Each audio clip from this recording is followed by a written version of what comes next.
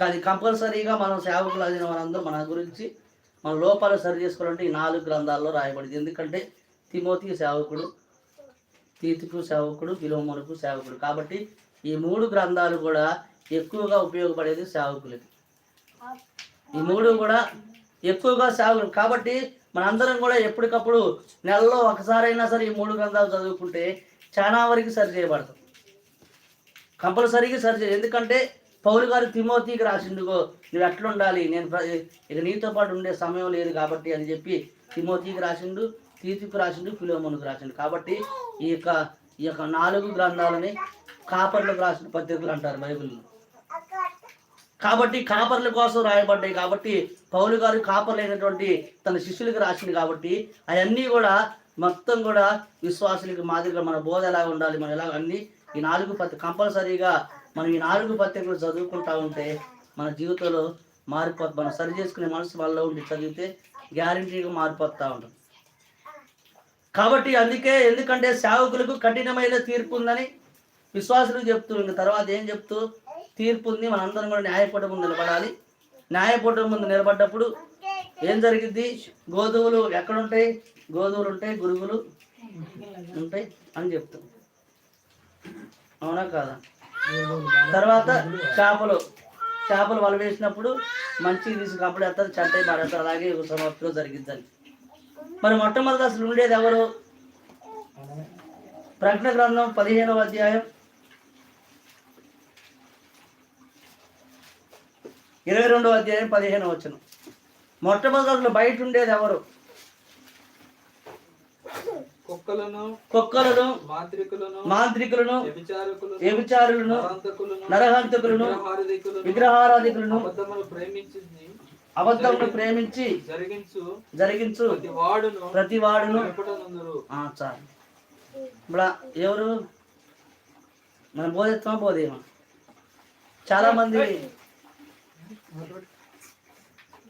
మంది అయ్యగారులు ఏం బోధిస్తారంటే కుక్కలు పెంచకూడదు. అవునా కాదా? వినలేదా మీరు? విన్నారా? కుక్కలు పెంచకూడదు, కుక్కలు పరలోకానికి పోతాయా?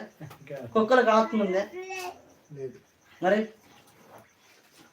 అది కానీ మొట్టమొదటి ఎవరి గురించి రాసిండు? ప్రకటన గ్రంథం ఎవరు చెప్తే రాసిండు? ఎవరు? దేవుడు చెప్తే రాసిండు. మొట్టమొదటి ఎవరు? కుక్కలు ఎవరు? సేవకులు. యెషయా గ్రంథం 56:10-11లో ఆ కుక్కలు ఎవరు? సేవకులు. మొట్టమొదటి ఎవరి గురించి రాసిండు? వెలుపు ఉండేది ఎవరంటే మొదటి కుక్కలేరు అంట, ఎలుకలు ఉండేది, బయట ఉండేది.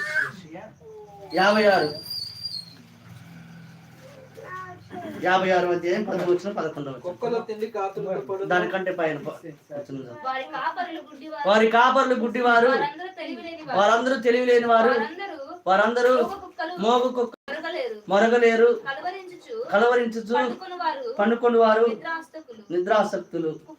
కుక్కలు తిండికి ఆతురపడును, ఎంత తిరును వాటికి తృప్తి లేదు. ఈ కాపర్లు అట్టివారే, వారు దేవునిని వివేచింపజాలరు. వారందరూ తమకిష్టమైన మార్గంలో పోవుదురు, తప్పకుండా అందరూ స్వప్రయోజనము. ఎవరి గురించి? కుక్కలు అంటే ఎవరు? సేవకులు. స్వప్రయోజనము కోసం. ఇంకేమంటుండు? వాళ్ళ నిద్రాసక్తులు, కలవరించి పని కాపరులు. ఎవరి గురించి? మొట్టమొదటి ఉండేది ఎవరు? ప్రకటన గ్రంథంలో రాసింది 1 కొరింథీ 6:9 కూడా ఉంటాయి. కానీ అక్కడ రాసింది పౌలు గారు, ఇక్కడ రాపించింది ఎవరు? దేవుడు రాపించిన దాంట్లో మొట్టమొదటి ఎవరి గురించి? సేవకుల గురించి రాసింది. మత్తయి సువార్త 7:21లో కూడా సేవకులు ఏడుంటారు? బయట ఉంటారు. కాబట్టి యాకోబు 3:1లో కూడా మరీ కఠినమైన తీర్పు అని రాసింది. బోధిస్తూ మనం తీర్పులో అందరూ నిలబడాలి, బయట ఉంటారు, కాల్చబడతారు, గురుగులు లెక్క అంటారు. మరి మనకుండదు అది. వాళ్ళకి తీర్పు అంటే అవును మీకు మరీ కఠినమైన తీర్పు ఉంది అన్నాడు దేవుడు. కాబట్టి వాళ్ళకంటే మరీ కఠినమైన తీర్పు మనకుంది. ఎంతమంది జ్ఞాపకం మనకి కఠినమైన తీర్పు ఉందని గ్రహించే సేవకులు ఎంతమంది ఉన్నారు ఈరోజు? కఠినమైన తీర్పు ఉందని గ్రహించే వాళ్ళు ఎవరూ లేరు. ఏముందిలే, ఇప్పటివరకు వెళ్ళిపోయింది, స్వప్రయోజనం కోసం ఇప్పటి వరకు జరిగిపోయిందిలే అనుకునేవాళ్ళు. మరి ఏలియా దేవుడు పోషించలేదు. ఏలియా కూర్చుంటే దేవుడు పోషించలేదు. కాబట్టి ఒక్క విశ్వాసం ఉన్నా దేవుడు పోషిస్తాడు. దేవుడు పోషించాలనుకుంటే ఒక్క విశ్వాసం పోషించరు, అసలు ఎవరు లేకపోయినా దేవుడు పోషిస్తారు కంపల్సరీగా. ఎందుకంటే పిలుచుకుంది దేవుడు కాబట్టి ఎవరికి ఉండదు. అప్పుడంటే ఆహారం లేకుండా, ఈరోజు ఆహారం లేదు, సేవ ఏడలేదు దాదాపు. ఎందుకంటే ఆహారం పెడుతూనే ఉన్నారు. దేవుడు మనకి ఏ దినాలు అనిపిస్తే ఎవరు ఒకరి ద్వారా దేవుడు పట్టుకొని తీసుకొని వస్తారు. మనం ఏదైతే అనుకుంటామో కంపల్సరీగా ఎవరు ఒకరి ద్వారా వస్తుంది. మనం అన్నీ చూస్తున్నాం, ఎవరికి లేదా ఆధిక్యత. కానీ ఇవన్నీ మనం చూస్తాం, కానీ దేవుడు మనకి కఠినమైన తీర్పు ఉందని ఇలా గ్రహించే వాళ్ళు ఎవరు లేరు. దేవుడి దగ్గర కఠినమైన తీర్పు ఉందని ఆ వాక్యాన్ని సరి చేసుకున్న వాళ్ళు ఎవరు లేరు. ఏముందిలే, ఎవరు చూస్తున్నారు? చూడగా దేవుడు చూస్తున్నా, దేవుడు కానరాట్లేదు, మన కళ్ళ ముందు కానొస్తుందా. ఒక ఆఫీస్ దగ్గరికి వెళ్తే, ఒక దగ్గర మనం పనికి కుదిరితే ఎట్లా ఉంటాం?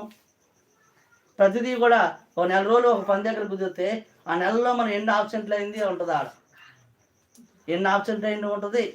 మనం ఒక పూట వచ్చినవా, 2 పూటలు వచ్చినవా, ఏ టయానికి వచ్చినాం, ప్రతిదీ కూడా ఒక దగ్గర మనం పని చేస్తే రాసి ఉంటుంది, లెక్క అడుగుతుంది. కాబట్టి వాటి ప్రకారం డబ్బులు కట్ చేస్తారు కాబట్టి భయపడతాం. కానీ మనకి దేవుడు చూడట్లేదుగా, దేవుడు అడగడనే, దేవుడు చూడట్లేదుగా.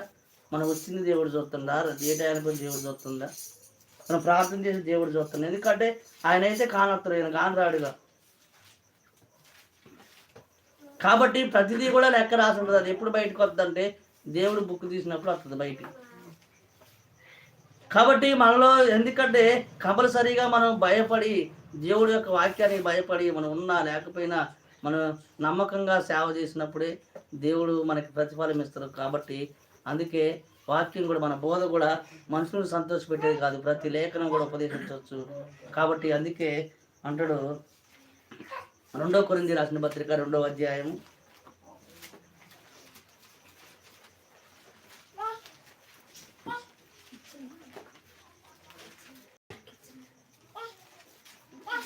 17వ వచనం.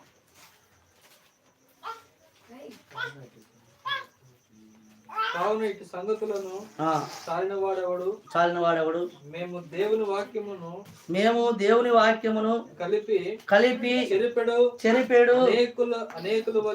అనేకుల వలె ఉండక నిష్కపటము గలమై దేవుని వలన నియమింపబడిన వారమై ఉండి క్రీస్తునందు దేవుని ఎదుట బోధించుచున్నాము. చాలు. ఏమంటాను ఇప్పుడు? బోధలాగా కలిపి చెరిపడి అనేకుల వలె బోధించక. ఈరోజు బోధలు ఎలా కలిపి చెరపడం అంటే ఏముంది? కొంచెం నవ్వించడం, లేకపోతే మనకు తెలిసింది మాట్లాడటం, మనిషి ఆలోచన బట్టి మాట్లాడటం. అందుకే కలిపి చెరిపడు అనేకుల వలె ఉండక అంటుండ్రు పౌలు గారి బోధ. కలిపి చెరిపడు అనేకుల వలె ఉందంట. కాబట్టి అందుకే ప్రియమైన సహోదరులారా, దేవుని యొక్క అందుకే మనం కూడా కలిపి చెరిపడి అనేకుల వలె మనం ఉండకూడదు. మన బోధ ఎలాగ ఉండాలంటే దేవుడికి ఇష్టమైనదిగా మన బోధ ఉండాలి. దేవునికి ఇష్టమైన బోధ మనం చేయాలి. దేవుడు చెప్పినట్లుగా మనుషుల్ని సంతోషపెట్టే బోధ కాదు, కానీ దేవుణ్ణి సంతోషపెట్టే బోధ మనం చేయాలి. ఆ బోధ చేసినప్పుడు, దేవుణ్ణి సంతోషపెట్టే బోధ చేసినప్పుడు మాత్రమే మనం ఎక్కడ ఉంటాం అంటే దేవుని యొక్క రాజ్యంలో మనం ఉంటాం. కాబట్టి మొట్టమొదటిగా వాక్యం అవసరమైంది. ఎదుటి వారికి బోధించే మనము మీకు మీరే బోధించుకుందా. కాబట్టి అందుకే ఎదుటి వారికి బోధిస్తాం మనం, కానీ ఎదుటి వారికి బోధించే మనము మన బోధ జాగ్రత్తగా, మనం బోధించే ప్రతిదీ కూడా మనం దాని ప్రకారం జీవిస్తున్నాం లేదా. కంపల్సరీగా మన వాక్యానుసారంగా దేవుడికి ఇష్టంగా సేవ చేస్తే దేవుడే మన పరిస్థితులన్నీ కూడా తీర్చేస్తాడు.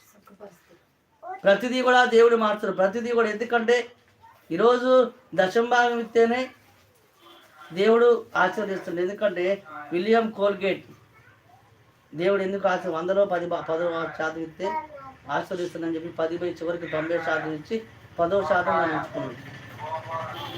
దేవుడు ఎంతో ఆశీర్వదించింది. కాబట్టి 10% ఇస్తే దేవుడు ఆశీర్వదిస్తే మనం సమస్త వదిలిపెట్టి మన జీవితాలను ఇచ్చిన దేవుడు మనల్ని ఆశీర్వదించడా?